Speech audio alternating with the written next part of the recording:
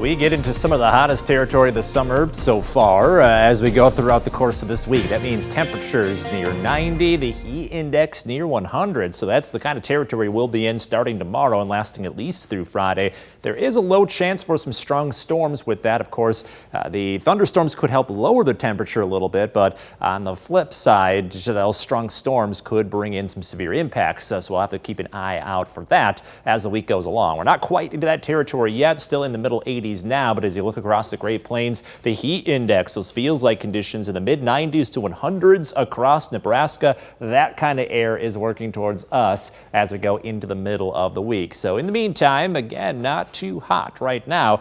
Middle to low 80s across our backyard. We'll continue to stay right at about this point over the rest of this evening. You may notice there is some hazy weather overhead, a new round of wildfire smoke working in. Not going to lower air quality too much, at least closer to home, but still something to monitor. While temperatures in the middle to low 80s through the rest of this evening, 60s coming tonight as that haze stays overhead.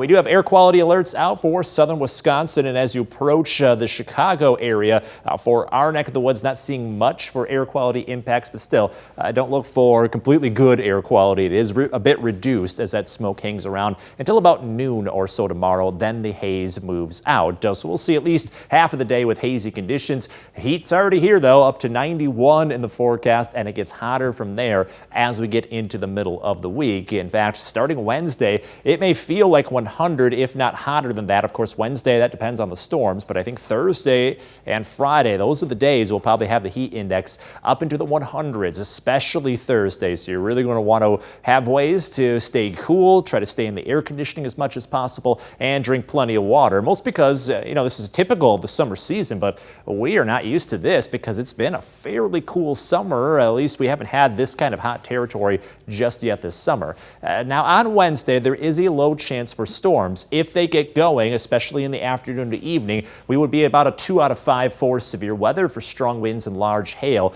That said, still a lot of moving parts here, so not a guarantee we're getting severe weather on Wednesday. It'll all kind of depend on how everything lines up. And of course, if we get storms, that may lower that temperature down a little bit. Looks like 90s the next several days. Again, Wednesday dependent on the storms. Thursday, definitely the hottest day of the week, 97. It'll feel like 104 to 105 with the heat index. After several hot days in a row, we do cool off a little this weekend. By Sunday into Monday, we're back down to the middle to low 80s, which is average weather for this time of year.